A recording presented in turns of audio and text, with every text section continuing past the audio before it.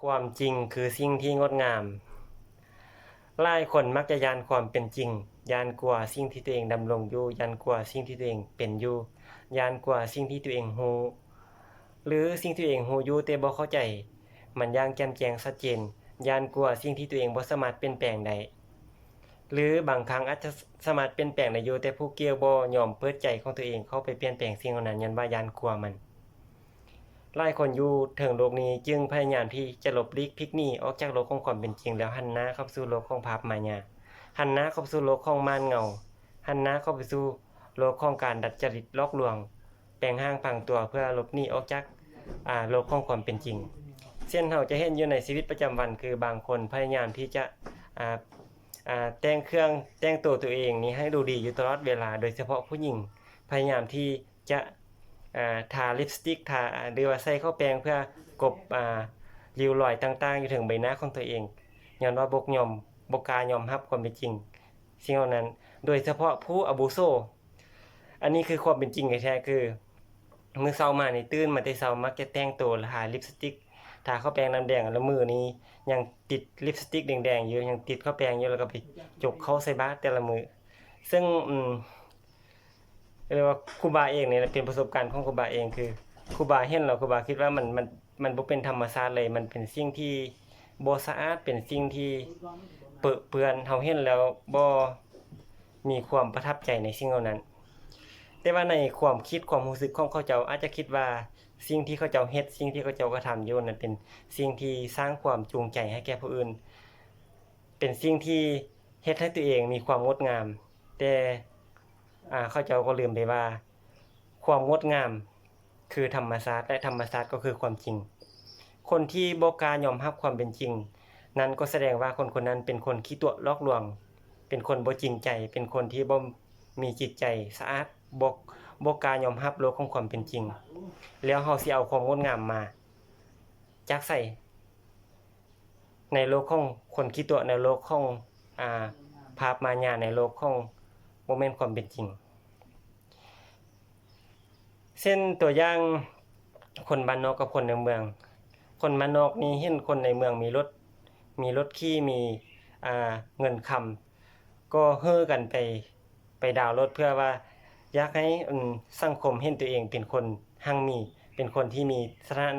สถานะที่ดีเป็นคนมีรถเพื่อให้ผู้อื่นยองหย่อสรรเสริญตัวเองแต่ว่าพอเวลาผ่านไปประมาณ 4-5 เดือนตัวพวกเกี่ยวเองบ่มีเงินที่จะไปจ่ายรายเดือนหรือไปจ่ายค่ารถเหล่านั้นเจ้าของรถเขาเจ้าก็มายึดรถคืนสุดท้ายก็เสียทั้งรถแล้วก็เสียทั้งเงินเสียทั้งเวลาที่ตัวเองตั้งใจไปนี่คือโทษกรรมของคนที่บ่ยอมรับความจริงบ่กล้ายอมรับความเป็นจริงสุดท้ายก็นำพาตัวเองไปสู่ความทุกข์ไปสู่ความล้มเหลวในชีวิตความจริงคือสัจธรรมของชีวิตคือสิ่งที่จะนำพาเราไปสู่ความสงบสุขคนที่เพราะว่าความเป็นจริงนี้เป็นสิ่งที่เป็นของแท้บ่แม่นของปลอมบ่แม่นสิ่งที่หลอกลวงบ่แม่นภาพมายามันเป็นเนื้อแท้ของธรรมชาติดังนั้นแล้วคนที่มีจิตใจที่ยอมรับความเป็นจริงนี้จะเป็นคนที่มีจิตใจที่บริสุทธิ์ขาวสะอาดแต่กงกันข้ามกับคนที่บ่กล้ายอมรับความเป็นจริงคนเหล่านั้นจะเป็นคนที่มักจะนำพาตนเองไปสู่ความล้มเหลวไปสู่ความทุกข์ร้ายกว่าเช่นถ้าจะยกตัวอย่างเปรียบเหมือนความรักของบ่าวสาวถ้าว่าเรารักกัน